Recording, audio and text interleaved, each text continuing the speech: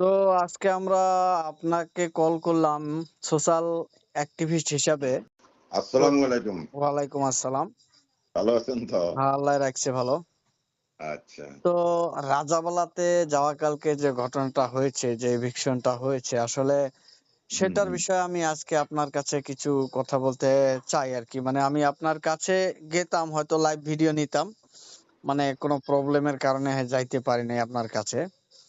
তো আচ্ছা, এর আগেও আরো কয়েকজনের আমরা অডিও নিয়েছি। আচ্ছা, তো আচ্ছা, আপনারও কাছে একটু অডিও নেওয়ার জন্য কল করলাম। তো আচ্ছা। আসলে যে ইভিকশনটা হয়েছে রাজাবেলাতে, এই ইভিকশনকে নিয়ে আমি তোমাকে কিছু প্রশ্ন করব। এখানে কি আসলে যেভাবে ইভিকশন করা হয়েছে, এই ইভিকশনটা লিগ্যালি হয়েছে, না এই ইভিকশনটা কোনো এখানে পলিটিক্স, রাজনীতি জড়িত হয়ে আছে?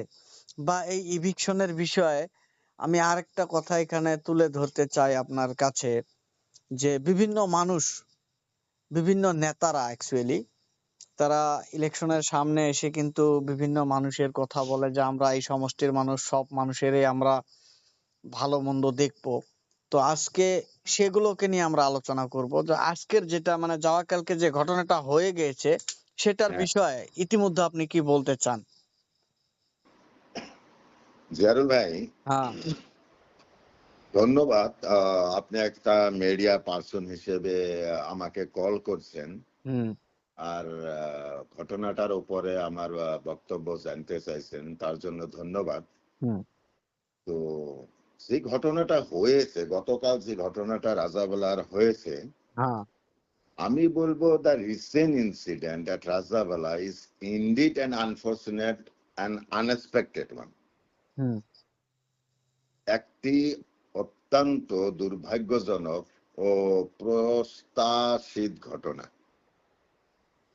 হুম। আমরা একে এমন ভাবে উল্লেখ করছি কারণ আপনি দেখেন গতকাল আমরা যেটা খবরে, এবং আমরা ছিলাম না, উপস্থিত ছিলাম না, খবরে যেটা দেখতে পাইলাম, এবং সন্ধ্যার আগে আগে যখন আমি তুরা থেকে আসতাম তখন দেখেছি জিএসএডিসির সিএম ও ইএম উপস্থিত থেকে বিষয়টি সমাধানের চেষ্টা করলেও তা ভুল পদ্ধতিতে সম্পন্ন হয়েছে।